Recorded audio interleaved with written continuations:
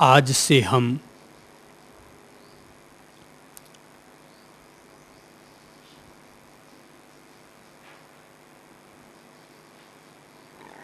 साधना के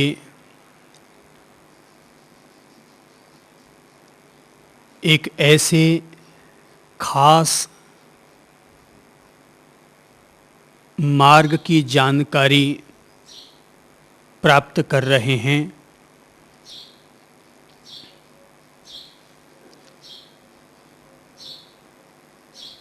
जिस मार्ग पर चलकर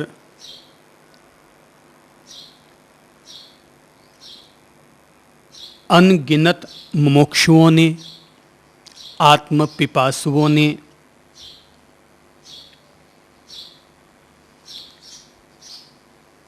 स्वयं के सत्य से साक्षात्कार किया है, जीवन के दुख और दौर्मनस्य का विनाश किया है, वीतराग, वीत द्वेष और वीत मोह होकर महापरिनिर्वाण को उपलब्ध किया है।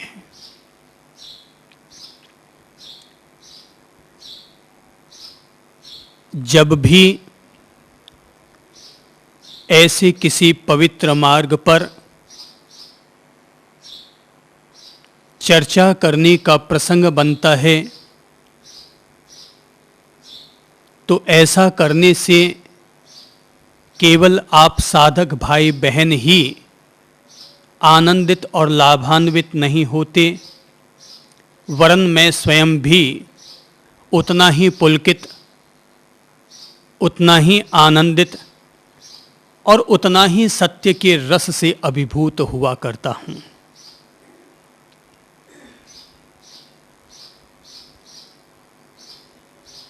आध्यात्मिक ज्ञान की चर्चा जन समुदाय के बीच में नहीं हो सकती। जन समुदाय के बीच में जो चर्चा होती है, जो संवाद होते हैं, उनका स्तर वैसा ही होता है जैसा कि स्वयं जन समुदाय का स्तर हुआ करता है। अपन जब साधक साधिकाएं यहाँ मिलकर के आध्यात्मिक आत्म संवाद कर रहे हैं तो आप सब लोग वे लोग हैं जो कि उस जन समुदाय में से कुछ चयन किए गए, कुछ उनमें से विशिष्ट हो चुके लोग हैं।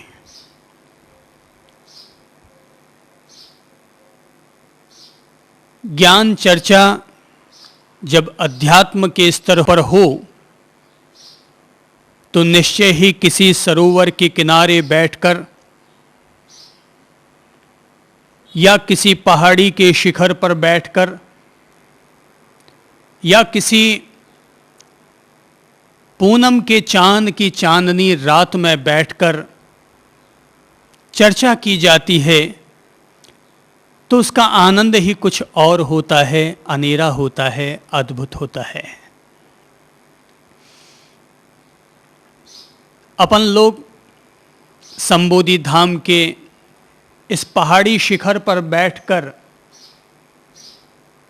और आध्यात्मिक आत्म संवाद कर रहे हैं तो अपन लोगों को इस बात का एहसास रहना चाहिए कि पहाड़ और पर्वत अपने आप में इस बात के प्रतीक हुआ करते हैं कि ज़मीन के धरातल से पहाड़ और पर्वत ऊपर उठा करते हैं। तो ऐसे ही अपन लोगों को कि जब आध्यात्मिक ज्ञान संवाद कर रहे हैं तो हमें अपने सांसारिक जीवन से वैसे ही ऊपर उठ करके यहाँ आने की, यहाँ सुनने की, ज्ञान में डूबने की कोशिश करनी चाहिए जैसे कि पहाड़ और ये पर्वत जमीन से ऊपर हैं। हजारों वर्ष पूर्व महावीर जैसे महापुरुषों ने, बुद्ध जैसे महापुरुषों ने किसी चैत्य विहार में बैठकर, किसी अशोक वृक्ष की छाया में बैठकर, किसी चंपा की चहकती महकती कलियों के बीच में बैठकर और अपने आत्म संवाद किए होंगे। भिक्षुओं को, मुनियों को, साधकों और श्रावकों को अपने आध्यात्मिक ज्ञान से प्रकाशित किया होगा। निश्चय ही वे महापुरुष आज हमारे बीच सशरीर नहीं हैं, लेकिन यदि व्यक्ति के चले जाने के बाद हम उन्हें प्रेम और श्रद्धा से याद करते हैं, तो हमें याद रखना चाहिए कि इंसान जिसे भी याद करेगा, जिसे भी अपने दिल में बसाएगा, वह हर व्यक्ति, वह हर महापुरुष, वह हर शख्स हमारे दिल में साकार होने लग जाता है। यदि हम महावीर को और महावीर की बातों को याद करेंगे तो हमारे दिलों में कम या ज़्यादा महावीर की सूरत और मूरत उभर कर ज़रूर आने लग जाएगी। यदि हम बुद्ध को याद करेंगे तो हमारे भीतर बुद्धत्व का बोध, बुद्धत्व का कमल खिलने लग जाएगा। यदि ध्यान में बैठकर कोई व्यक्ति आकाश को याद करे, आकाश तत्व पर ध्यान करे, तो धीरे धीरे उसके अंतर मन में आकाश, आकाश के बादल, आकाश की नीलिमा, आकाश के सूरज चांद सितारे, धीरे धीरे सब कुछ उसके अंतर मन में साकार होने लग जाया करते हैं। तो ठीक इसी तरह है, जब अपन लोग महावीर और बुद्ध जैसे महापुरुषों के ज्ञान प्रकाश में बैठकर कुछ आत्मचिंतन कर रहे हैं, कुछ मनन कर रहे हैं, ऐसा करने के लिए अपने आप को अपन तत्पर कर रहे हैं, तो याद रखो अपने भीतर भी ऐसा ही कोई न कोई कमल, ऐसी ही कोई न कोई प्रकाश रेखा साकार होने लग जाएंगे। आदमी फूलों को याद करेगा तो फूल भीतर साकार होंगे, दुश्मन को याद करेंगे तो अंतर्मन में दुश्मन की छवि साकार होगी, और मित्र को याद करेंगे तो हमारे दिल में मित्र साकार होने लगेंगे। भले ही देवता को याद करते वक्त देवता हमारे सामने प्रकट न होते हों, पर देवता की प्रतिमा को भी अगर हम याद करते हैं तो हमारी आंखों में चाहे राम हो, चाहे कृष्ण हो, चाहे महावीर हो या बुद्ध हो, उन महापुरुष, उन दैवीय देवताओं की छवि अपन सब लोगों के दिल में साकार होने लग जाया करती है। तो इस पहाड़ी शिखर पर बैठकर जब अपन लोग ऐसे कुछ आध्यात्मिक संवाद करना चाह रहे हैं, कुछ ज्ञान की विशिष्ट रोशनी उपलब्ध करना चाह रहे हैं, तो हमें अपने आप को एक तपस्वी बना लेना चाहिए।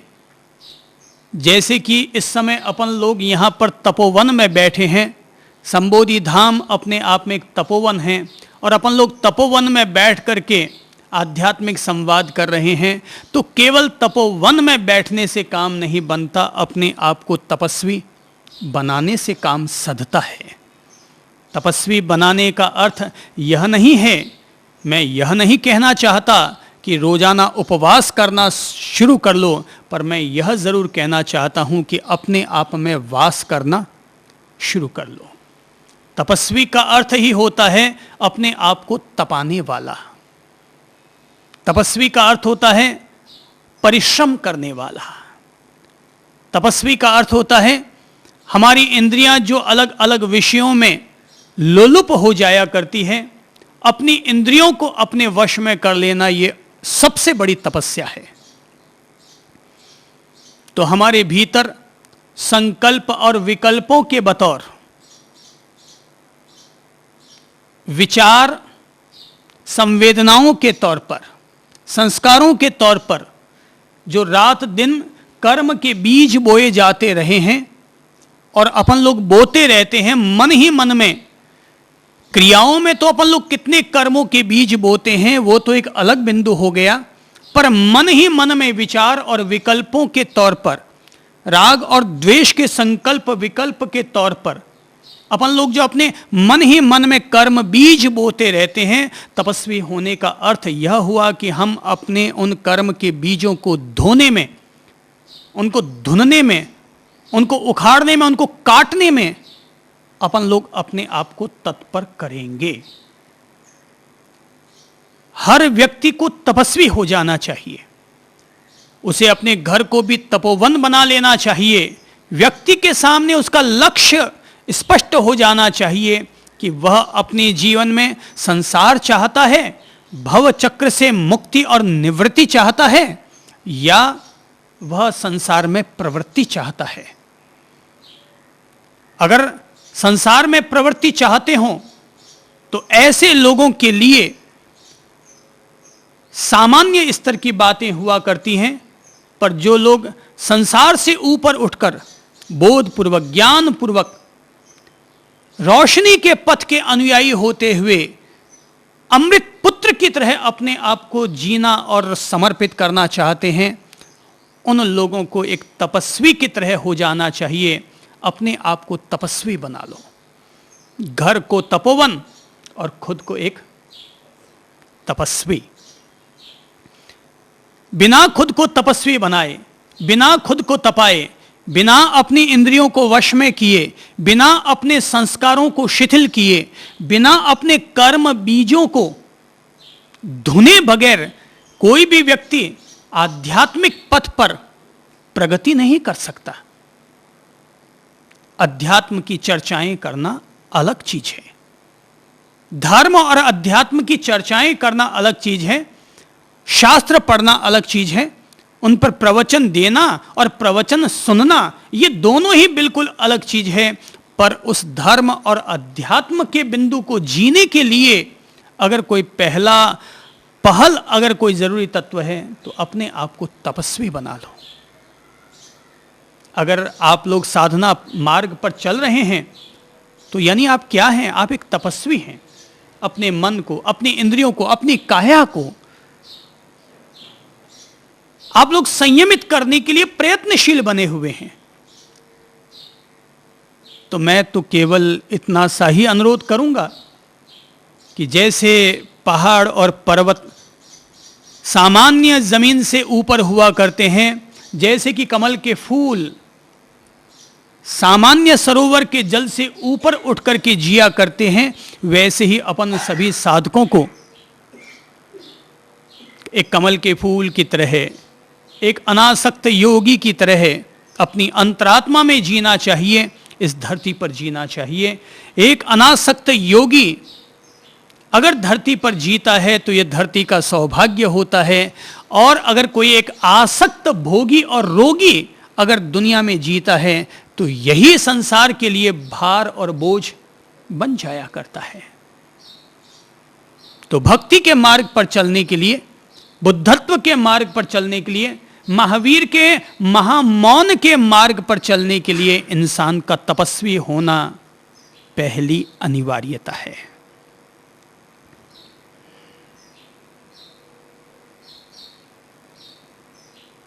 अतीत में भी महापुरुषों ने खुद को ऐसा तपस्वी बनाया तो वे उपलब्ध हुए। महावीर महातपस्वी बने। अगर हमारी दृष्टि स्थूल होगी, अगर हमारी दृष्टि इस बात पर केंद्रित होगी कि महावीर ने कितने दिन खाना खाया और कितने दिन खाना न खाया, तो मैं समझता हूं कि अगर कोई भी व्यक्ति इस बिंदु पर सोचता है तो वो केवल महावीर की काया को उपलब्ध कर पाता है, महावीर में रहने वाले कायनात को वो छू भी नहीं सकता।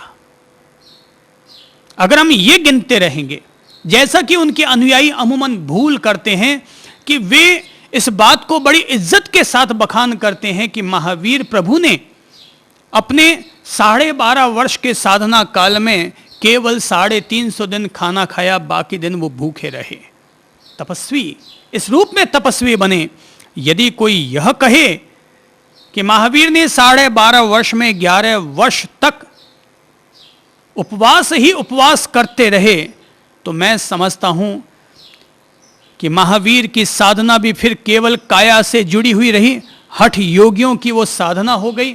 और महावीर के अनुयायी भी अगर इसी बात को तवज्जो देते हैं तो मैं समझता हूं वो भी महावीर के बाहरी कलेवरों पर, काया के प्रपंचों पर ही वे गौर कर रहे हैं।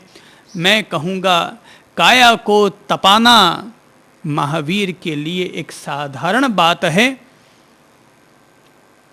एक तपस्वी खाना खाते हुए भी तपस्वी हो सकता है, तो यह मत समझो कि भोजन का ही संबंध है व्यक्ति के आध्यात्मिक तप से। महावीर कोई साधारण गृहस्थी की तरह नहीं है कि एक मास क्षमण कर लिया, कि 30 दिन के उपवास कर लिए। महावीर एक विशिष्ट ज्ञानी है, एक आत्मज्ञानी व्यक्ति है, और आत्मज्ञानी व्यक्ति अपनी काया को तपाने में विश्वास नहीं रखेगा, वो अपने मन और अपनी इंद्रियों को तपाने में, उनको सुधारने में, उनको संवारने में, उनको अपने अंकुश में लाने का वो प्रयत्न करेगा। इसलिए कोई अगर मुझसे पूछे कि महावीर प्रभु ने अपने साधना काल में क्या किया, तो मैं कहूंगा कि इंसान की इंद्रियां जो बार बार विषयों पर आकर्षित होती है, कभी सुंदर शब्द, कभी असुंदर शब्द, कभी रूप, कभी गंध, कभी रस और स्पर्श के नाम पर हमारी इंद्रियां बार बार इन बाह्य सुख साधनों के प्रति आकर्षित होती रहती है, बंदर की तरह मचलती रहती है, सांप के फण की तरह हर समय बाहर फुदकती रहती है, मेंढक की तरह पल पल फुद फुद जो करती रहती है। ऐसी हमारी इंद्रियां और हमारे मन को धोने में, उनको धुनने में जिस व्यक्ति ने प्रयत्न किया, उस व्यक्ति का नाम है महावीर। कि हमारा मन जो रह रहकर हमारे कर्म बीजों का निर्माण करता रहता है, यह मत समझो कि केवल हमने अतीत में ही अपने कर्म बीज बोए होंगे, और यह भी मत समझो कि हम अपनी क्रियाओं के द्वारा ही अपने कर्मों के बीज बोते होंगे। याद रखो, काया से कर्म के बीज कम बोए जाते हैं, और मन के विकारों के द्वारा, मन के अहंकारों के द्वारा, मन की वासनाओं के द्वारा, मन के अज्ञान के द्वारा अपन लोग कर्म के बीज ज्यादा बोते हैं। किसके द्वारा? इस मन के द्वारा, इस सोच के द्वारा, इन विकल्पों के द्वारा, चित्त के संस्कारों के द्वारा हम लोग कर्म के बीज ज्यादा बोते रहते हैं। एक पल लगता है किसी भी गांठ को बांधने में, लेकिन उसको खोलने में लंबा अरसा गुजर जाता है। एक पल लगता है किसी की भी छाती में तलवार घोंपने में, चाकू घोंपने में एक पल लगता है, लेकिन उस घाव को भरने में लंबा समय बीत जाया करता है।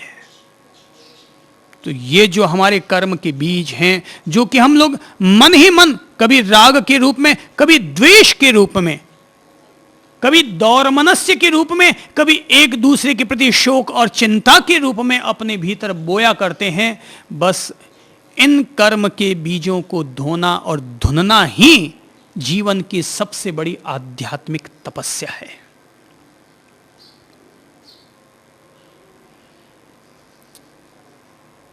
महापुरुषों ने अपने आप को तपस्वी बनाया। महावीर और बुद्ध जैसे लोगों ने अपने आप को मन ही मन, भीतर ही भीतर तपाया। पहले उन्होंने अपने आप को तन से भी तपाया, लेकिन ज्यों ज्यों तन को तपाते गए, धीरे धीरे उन्हें इस बात की समझ आती चली गई कि हम केवल तन को तपाते चले जा रहे हैं। असली जरूरत तन को तपाने की नहीं, हमारे अपने ही मन के, सूक्ष्म मन के भीतर समाई हुई जड़ों को तपाने की और काटने की जरूरत है। तो बस ज्यों ज्यों ये समझ आती चली गई, तो काया को तपाना उन लोगों ने फिर बंद कर दिया।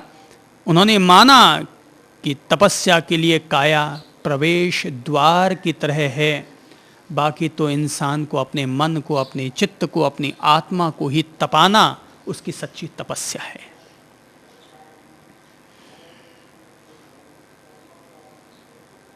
आज से हम लोग एक खास साधना मार्ग की ओर अपने कदम बढ़ा रहे हैं।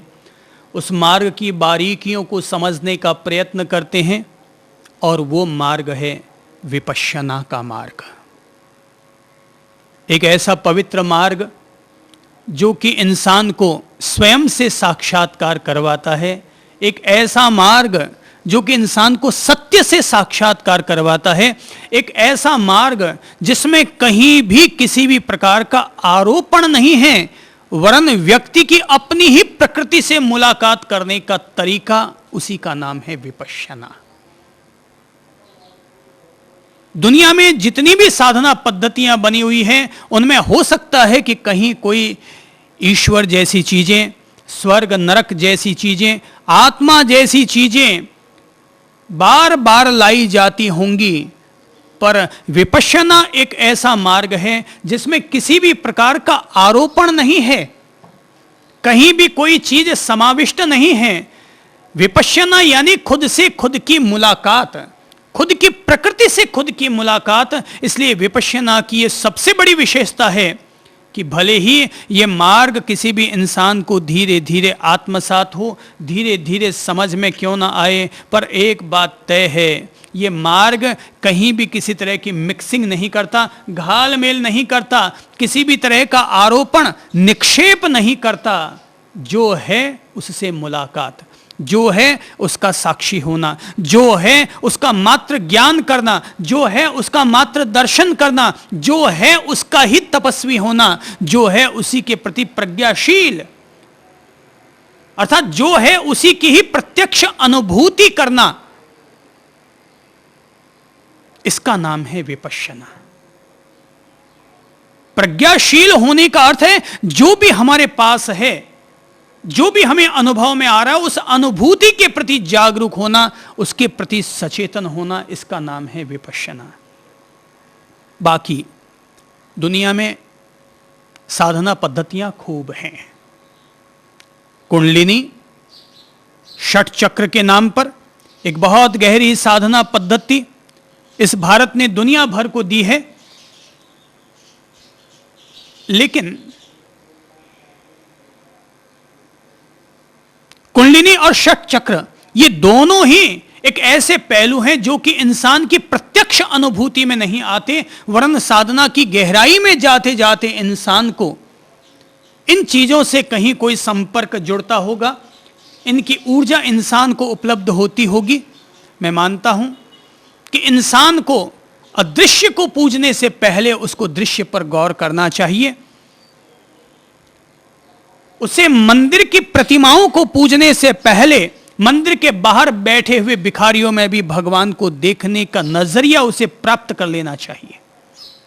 भला जब तक कोई इंसान अपनी पत्नी को प्यार न कर पाया, कोई इंसान अपने माँ बाप को प्यार न कर पाया, कोई इंसान अपनी बहन को प्यार न कर पाया, हम कैसे उम्मीद कर सकते हैं वो व्यक्ति किसी पड़ोसी को प्यार करेगा, वो किसी धर्म बहन से प्यार और मोहब्बत करेगा। तुम घर वालों को ही जब तक प्यार नहीं कर पाए तो दूसरों को क्या प्यार करोगे? तो जो तुम्हारे सामने दृश्य है, जो तुम्हें दिखाई देता है आंखों से, जब तक तुम उन्हीं का ही साक्षात्कार बराबर न कर पाए, ढंग से उनकी अनुभूति न कर पाए, उनका सम्यक ज्ञान, सम्यक दर्शन न कर पाए, तो तब तक अदृश्य, फिर चाहे वो अदृश्य सिद्ध हो, बुद्ध हो, मुक्त हो, कोई भी क्यों ना हो, उस अदृश्य को अपन कैसे साक्षात्कार कर पाएंगे?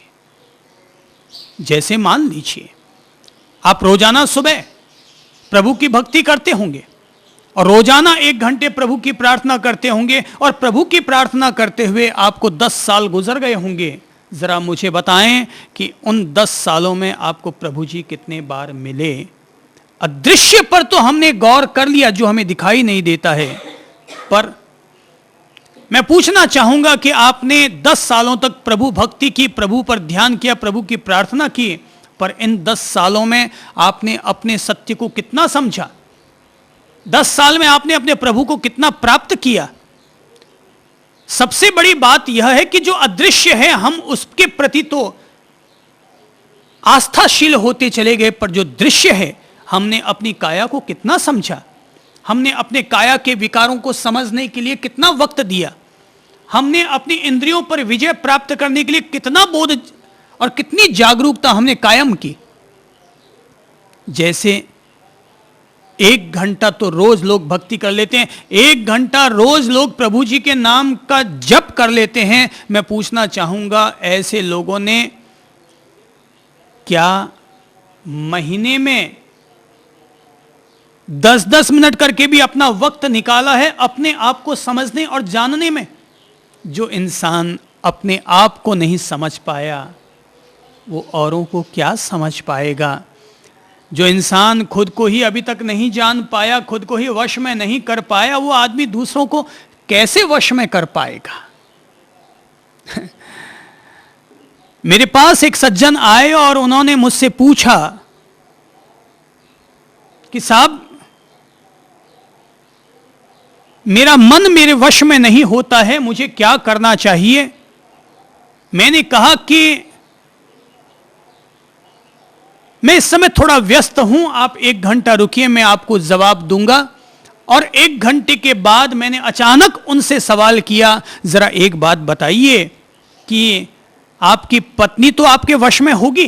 वो चौंक पड़े और कहने लगे, अजी साहब वो कहां वश में है, वो अगर वश में होती तो फिर छाती कूटा किस बात का। तो मैंने कहा अच्छा कोई बात नहीं, आपकी पत्नी आपके वश में नहीं है तो आपका बेटा तो आपके वश में होगा। बोले साहब वो कहां वश में अपनी मनमानी करता है। मैंने कहा आपका परिवार तो आपके वश में होगा। बोले वो भी मेरे वश में नहीं है।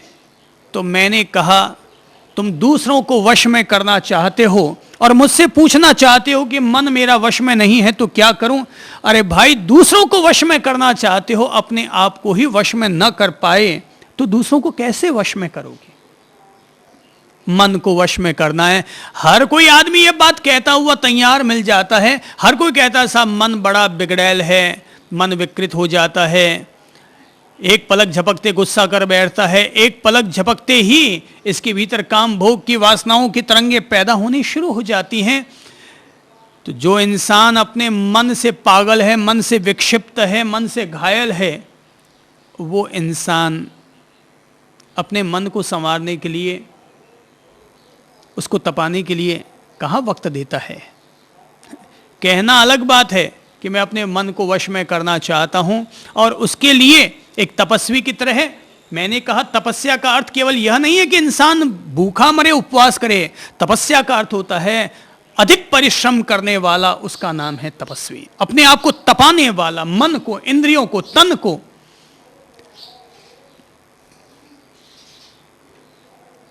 तो जो अपने आप को तपाते हैं वो तपस्वी होते हैं। महापुरुषों ने अतीत में अपने आप को तपाया।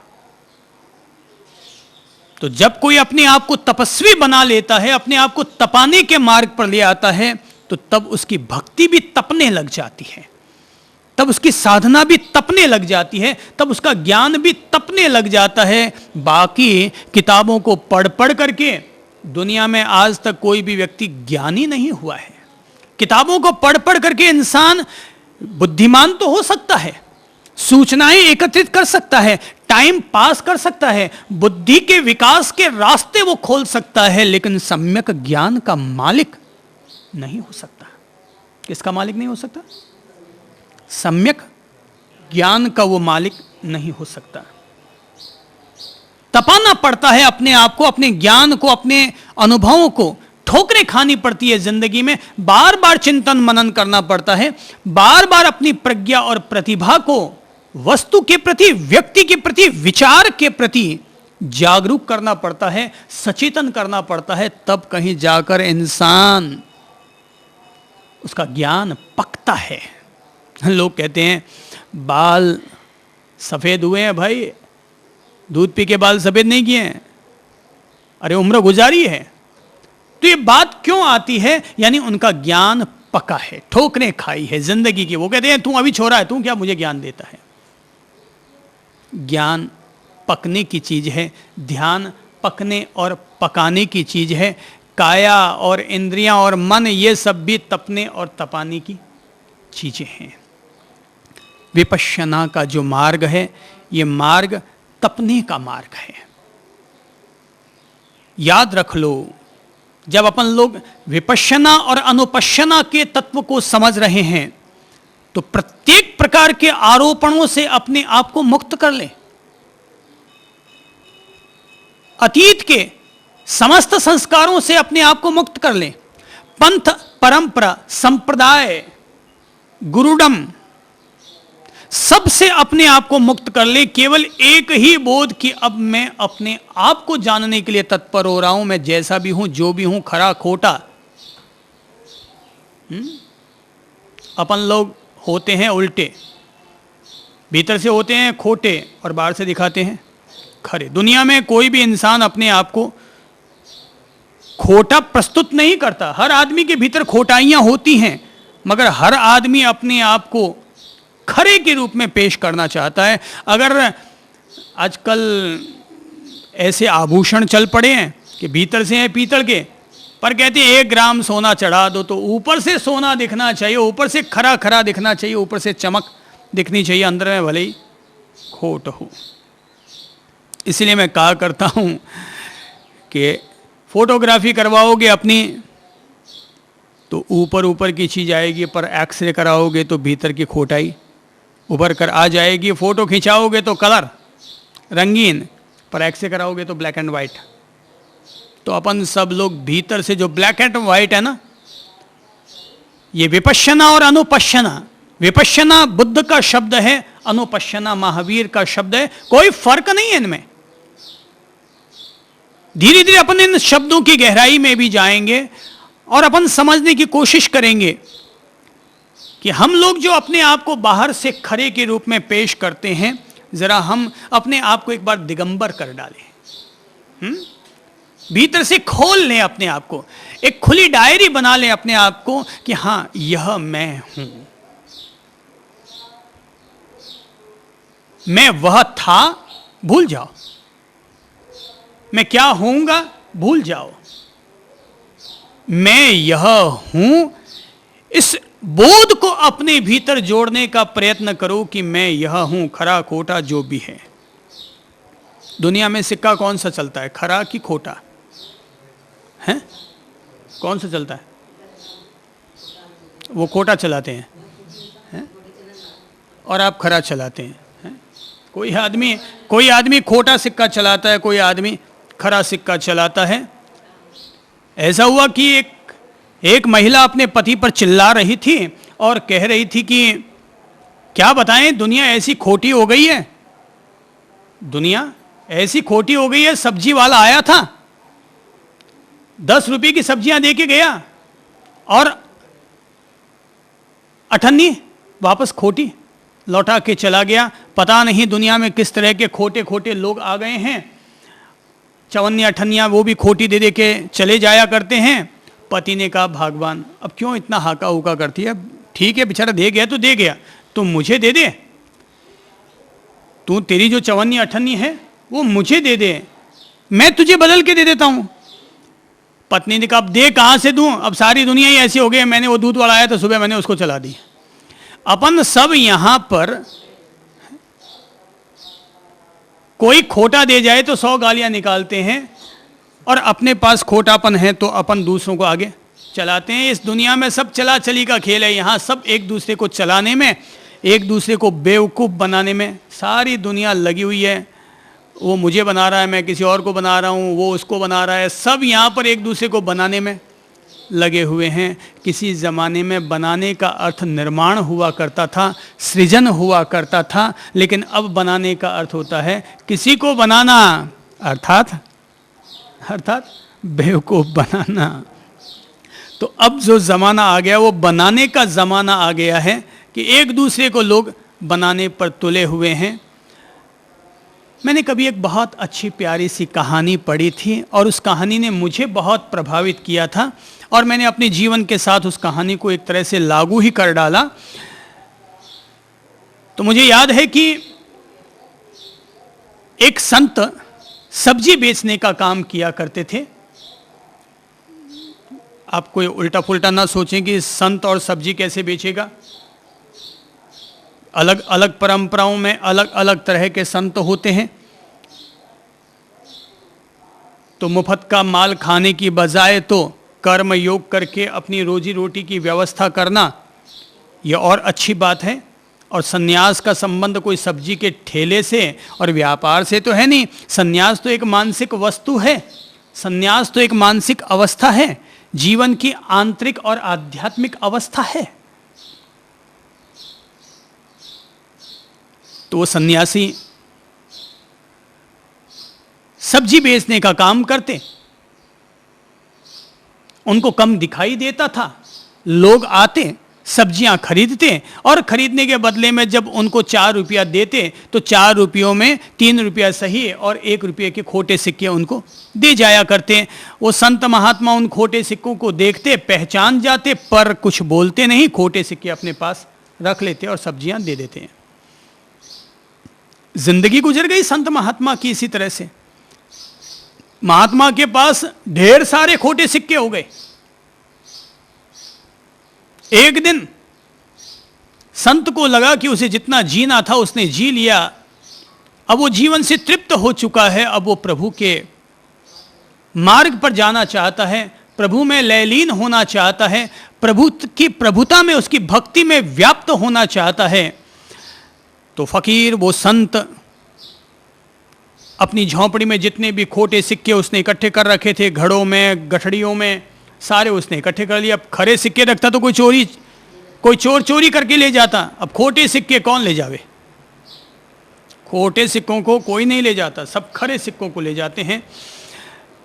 तो उसने सारे खोटे सिक्के इकट्ठे कर लिए और सांझ के वक्त वो सारे खोटे सिक्के इकट्ठे करके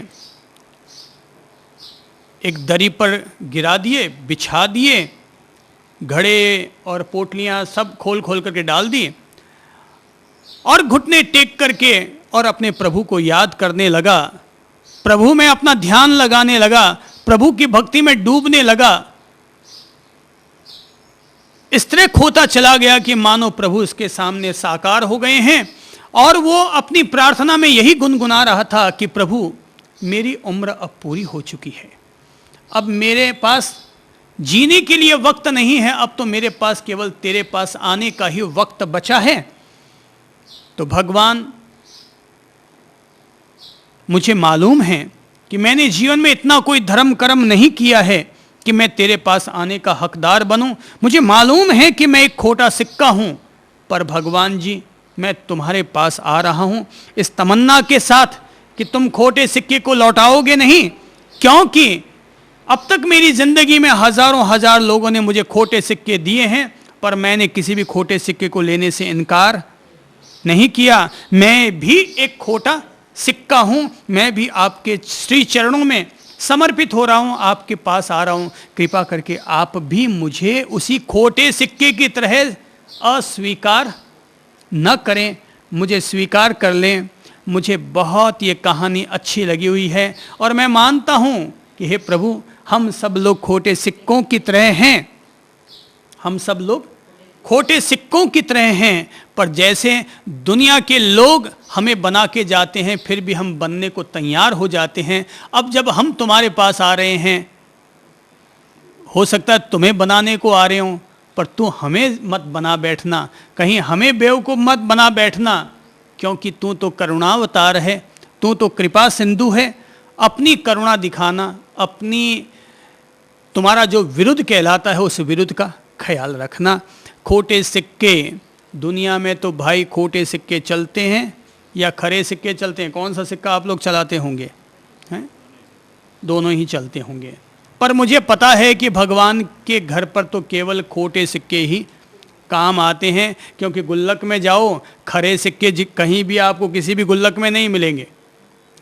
चोर आएगा तो चोरी करके ले जाएगा, और उस मंदिर की व्यवस्था संभालने वाले ट्रस्टी आएंगे तो वो उस गुल्लक में से पैसे निकाल के ले जाएंगे, पुजारी आएगा तो वो भी पैसे निकाल के ले जाएगा, पर खोटे सिक्के वो फिर भी गुल्लक में ही पड़े रह जाया करते हैं। प्रभु जी, अपन लोग तो खोटे सिक्कों की तरह हैं। पता है दुनिया में चलें या न चलें, पर तेरे गुल्लक में ज़रूर चलेंगे। अगर हम खरे सिक्के ज़्यादा बन गए तो दुनिया हमें बेवकूफ़ बनाएगी, अपना काम निकलवाएगी और हमारे जीवन को ख़त्म करेगी, तो हम तो खरे सिक्के बनने की बजाय खोटा सिक्का ही बने रहना पसंद कर रहे हैं, ताकि तेरी कृपा हम पर बरसे और हम एक खोटे सिक्के की तरह तुम्हारे गुल्लक में, तुम्हारे श्री चरणों में सदा सदा पड़े हुए रहें। ये तो अहंकार को तोड़ने का एक तरीका हुआ, अपने अपने अभिमानों को तोड़ने का तरीका हुआ। ये तो मैं यह हूँ, ये पहचानने का एक तरीका हुआ कि मैं एक खोटा सिक्का हूँ। क्योंकि अपन सब लोगों को ये न चाहते हुए भी ये विश्वास हो जाता है, मैं खरा सिक्का, मैं सत्यवादी, मैं जो बोलता हूँ अच्छा है, मैं जो बोलता हूँ वो खरा है। अपन सभी लोग अपने आप में ऐसे ही अपने आप को महान मानते रहते हैं, मैं सत्यवादी हूँ, मैं खरा हूँ। अरे भाई, अपन लोग जो दूसरों को तो फट से कह देते हैं मेरे सामने झूठ मत बोला करो, मुझे झूठ बिल्कुल पसंद नहीं है, पर ज़रा अपने आप पर ही क्वेश्चन मार्क लगा कर देखो कि अपन कितनी बार झूठ बोलते हैं। अपन दूसरों के प्रति तो चाहते हैं कि वो हमारे सामने बिल्कुल सत्यवादी की तरह पेश आए, ज़रा सोचो तो सही कि तुम कितने हरिश्चंद्र हो। तुलना करके देखो तो पता चलेगा अपन लोगों की जो स्थिति है वो तलहटी पर भी नज़र नहीं आएगी। शिखर और पहाड़ की बात तो दूर की हो जाएगी। जागे सो पावे, सोवे सो पछतावे।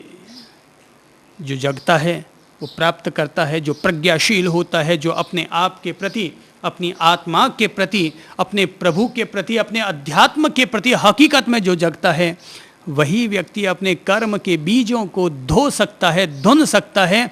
बातें करने से कर्म नहीं कटा करते हैं, कोरी बातें करने से किसी भी इंसान के कर्म नहीं कटा करते हैं। अपन लोग बाहर बाहर में कर्म धर्म सब बात करते रहते हैं, पर मेरे भाई अपन लोग अपने अतीत के बोए गए कर्म के बीजों को काटने के प्रति जागरूक नहीं होते। ज़्यादा से ज़्यादा लोग कभी कभार एकादशी और पंचमी का व्रत या उपवास कर लेते होंगे, कभी कभार बैठ करके प्रतिक्रमण के पाठों को दोहरा लेते होंगे, कभी कभार महावीर या महादेव के मंदिर में जा कर के अपना मत्था टेक आते होंगे। और क्या कर लेते होंगे अपन लोग? ठीक है, 2 पैसा दान कर देते होंगे। और अपन लोग क्या कर लेते होंगे? अपने जो कर्म के बीज हैं, अपने जो राग द्वेष हैं, जो हमारे अंतर मन में जिनकी धाराएं, जिनके संस्कार अपन लोगों के भीतर व्याप्त रहा करते हैं, अपन लोग अपने राग द्वेषों को काटने के लिए कितना प्रयत्न करते हैं। एक पल लगता है, हो ध्यान रखिएगा, ये अपन सारे लोग जो धार्मिक कहलाते हैं, एक पल लगता है अपन लोगों को गुस्सा आने में, एक पल लगता है यूं टैश चढ़ने में। ठंडे ठंडे ठंडे खूब दिखाई देते हैं, पर एक पल लगता है गर्म होने में। मैं सोच रहा था कि आज के ज़माने में फ्रिज घर घर क्यों पहुंच गए हैं, कूलर घर घर क्यों पहुंच गए हैं। पहले ज़माने में क्या लोग नहीं होते थे क्या? पहले ज़माने में क्या लोगों को गर्मी नहीं लगती होगी क्या? आज के ज़माने में जिधर देखो रोज हर शहर में 2 4 5 तो आत्महत्याएं हो रही हैं। रोज ही अखबारों में पढ़ने को मिलता है, बेटे ने माँ की हत्या कर डाली, पति ने पत्नी की हत्या कर डाली। यानी कि दिमाग इतने लोगों के गर्म हो गए हैं, सहनशीलता खत्म हो गई है कि अब घर घर में कूलर की ज़रूरत आ पड़ी है। क्या किया जाए भाई? जब तक हांसा में हांसा करते रहो तब तक सब ठीक है। अब बोले कि भाई सत्य भी बोलो, खुशामदी भी रखो, तो अब दोनों बात कैसे हो सकती है? सत्य बोलेंगे तो खुशामदी कैसे होगी? पर भाई खुश भी रखो अगले को और सत्य भी बोलो। असत्य पसंद नहीं, सत्य सुनने की औकात नहीं। अब क्या किया जाए? अब आज का ज़माना तो केवल हांसा हूंसा, ओ पदारोसा के हांसा, बस अब केवल ये फुलके पर पलेथन लगाने वाला ज़माना आ गया है, और बस दिन भर वही करते रहो। एक पल लगता है आदमी को गुस्सा आने में। सारा धर्म, सारा कर्म, दिन भर की गई सारी सामायिक, सारी प्रार्थना एक पल के गुस्से में व्यर्थ हो जाती है। 1 सेकंड में टिप्पणी कर देते हैं अपन, मतलब 1 सेकंड लगता है। इतना संभल के बोलना पड़ता है मुझे तो कि यार कहीं भी खुदा ना खास्ता कहीं कोई सत्य बात बोल बैठा और अगला लेने का देना पड़ जाएगा, तो चलने दो, गंगा जी जैसी बहती है वैसी ठीक है राम, तेरी भी गंगा मैली हो गई, ठीक है हम भी मैले के रूप में बहते रहेंगे। ज़माना बहुत बदल गया। अब सत्य की विपश्यना और सत्य की अनुपश्यना लोग नहीं कर रहे हैं। अब तो जो रोटी पर पलेथन लगा हुआ है ना, बस उसी की ही विपश्यना और अनुपश्यना हो रही है। ये जो काया बाईसा है ना, बस इसी के साज श्रृंगार की विपश्यना और अनुपश्यना हो रही है। इस काया के भीतर रहने वाला जो हाड़ मांस गंदगी मल मूत्र कफ थूक, जो मल मूत्र गाय के जो गोबर जो कुछ भी अपन इनको कह दें, ये जो भी अपन लोगों के भीतर अब पवित्र स्थितियां जो अपन लोगों के भीतर भरी हुई है, उनकी विपश्यना और अनुपश्यना अब कौन कर रहा है? मतलब भीतर के तत्व तक कौन उतर रहा है? सब अपन लोग बाहर बाहर, धर्म कर्म भी सब बाहर बाहर, चढ़ावे बोल दो, बोलियां बोल दो, मंदिर बना लो, बस अब सब कुछ सारा धर्म और बाहर बाहर हो गया है। अब भीतर का धर्म तो बचा ही नहीं। ऐसा हुआ अभी कुछ दिन पहले की बात है, ऐसा हुआ कि ऊपर स्वर्ग में और निर्वाण सिद्ध शिला पर सारे भगवान जी, राम जी भी, कृष्ण जी भी, महावीर जी भी, बुद्ध जी भी, जीसस जी भी, सारे जी जितने भी हैं सब महान लोग, उन्होंने मीटिंग की ऊपर में कि यार जब तक अपन जिए थे तो दुनिया वालों ने महावीर के कानों में कीले ठोके, जीसस को सूली पर चढ़ाया, सलीब पर चढ़ाया, सुकरात को जहर पिलाया। तो यार जब तक अपन जिए तब तक अपन लोगों की कोई इज्जत नहीं थी। तो एक काम करें, अब तो ये सारी दुनिया अपनी खूब पूजा करती है, करोड़ों जैनी हैं, करोड़ों करोड़ हिंदू हैं, करोड़ों करोड़ मुसलमान और करोड़ों करोड़ ईसाई हैं। तो भाई अब तो इतने सारे अपने नाम पर मंदिर बने हुए हैं, चर्च बने हुए हैं, गिरजे बने हुए हैं, मस्जिदें बनी हुई है, तो खूब इस समय तो अपन लोगों की खूब पूछ है। जब तक वो जिए सशरीर रहे, पता नहीं कितनों ने पूछा और कितनों ने लताड़ा, पर सबने, सारे तीर्थंकरों ने, सारे भगवानों ने आपस में चर्चा विमर्श की और निर्णय किया कि भाई इस समय अपनी पूछ बड़ी जोरदार है, अपन धरती पर चलते हैं, खूब मंदिरों की प्रतिष्ठाएं हो रही हैं, खूब मंदिरों के निर्माण हो रहे हैं, रोज लोग अपने नाम की मालाएं जपते हैं। तो ठीक है, वो सारे भगवान अपने अपने धर्म के जो अनुयायी थे उनके पास निकल पड़े। तो एक जगह कि महावीर जी समझ लो आए होंगे, कि राम जी आए होंगे, वो आए और आकर के देखा कि भाई अमुक नगर में बड़ी जोरदार प्रतिष्ठा हो रही है, हेलीकॉप्टर से फूलों की वर्षा हो रही है और लोग उनके पत्थर की मूर्ति को बैठाने के लिए 5 करोड़ का चढ़ावा ले रहे हैं और उनके मंदिर के शिखर पर एक कपड़े की ध्वजा चढ़ाने के लिए 1.25 करोड़ का चढ़ावा। बोल रहे हैं यार जबरदस्त अपनी पूछ हो गई है। जीते जी इतनी पूछ नहीं थी है? दुनिया के जो भी महापुरुष होते हैं ना, मरने के बाद ही पूजे जाते हैं, जीते जी तो बेचारे गालियां खाते हैं।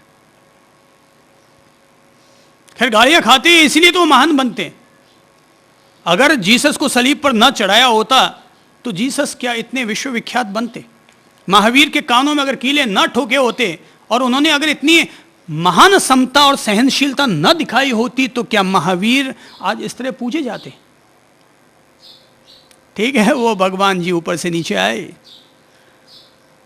और देखा खूब प्रतिष्ठा हो रही है, जबरदस्त 1 लाख लोगों का जीवन हो रहा है, करोड़ों करोड़ रुपए खर्च हो रहे हैं।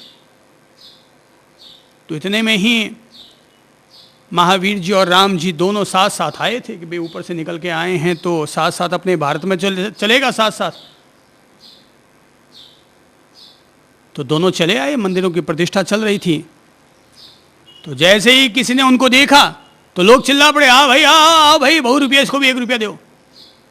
लोगों ने कहा, राम जी को देखा तो कहा कि ये बहु रुपया बड़ा जोरदार या स्वांग बना के आया, क्या धनुष टिकाया तूने और क्या चेहरे पर राम की तरह मुस्कान लेकर आया, भाई इसको भी 1 रुपया दो। महावीर स्वामी जी की तो हालत ही खराब हो गई।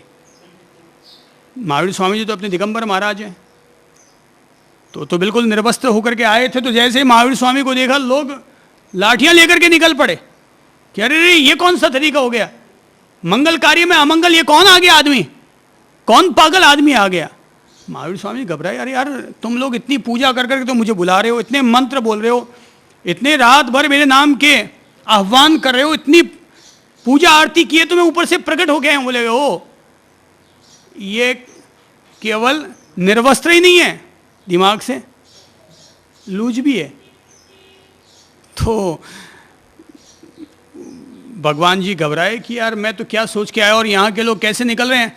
तो उन्होंने कहा भाई अच्छा तुम लोग मुझे नहीं पहचानते, वो अंदर में जो प्रतिष्ठा करवा रहा ना चंद्रप्रभ जी, उसको पकड़ के ले आओ, है ना, वो मुझे पहचान जाएगा। वो बड़ा ध्यान व्यान करता है, ऐसा कहते हैं लोग कि वो बड़ा ध्यान व्यान करता है, उसको पकड़ के ले आओ। तो लोग मेरे पास दौड़े दौड़े आए, बोले कि बाहर में एक इस तरह से एक आधा गैला आदमी आया, वो है अपने आप को महावीर स्वामी कह रहा है। तो मैंने कहा अच्छा महावीर स्वामी जी कह रहे हैं अपने आप को। तो मैं गया सामने सेवा में उनके प्रस्तुत हुआ और मैंने दूर से ही देखा उनके दिव्य आभा मंडल को, उनके तेज को देखा तो मैं पहचान गया कि आज प्रभु ने बड़ी भगवत कृपा की है, सो पधारे हैं इस आंगन में। तो मैंने भगवान जी के पास जाकर कहा प्रभु पधारिए, बड़ी कृपा हुई। बोले क्या पधारिए, बड़ी कृपा हुई है, ये सारे जो अनुयायी हैं ये तो मुझे ऐसे वैसे कह रहे हैं। मैंने कहा प्रभु जी आप मेरे साथ आइए। मैं प्रभु जी को कमरे में लेकर गया और प्रभु जी से कहा प्रभु जी ये जो दुनिया है ना, ये जब तक आप जिए थे तब तक भी किसी ने आपको सलीब पर चढ़ाया और किसी ने आपके कानों में कीले ठोकी, और आज भी अगर आप फिर अपने आप को प्रकट करके ले आएंगे तो आज भी आपके साथ वही हालात होने वाले हैं। ये जो दुनिया है, ये दुनिया सच्चे सत्य को पूजने वाली नहीं है। ये जो दुनिया है ये बाहरी दिखने वाले सत्य को ही पूजने वाली दुनिया है। इसलिए मेहरबानी करके आपने मुझे दर्शन दिए, बड़ी कृपा की।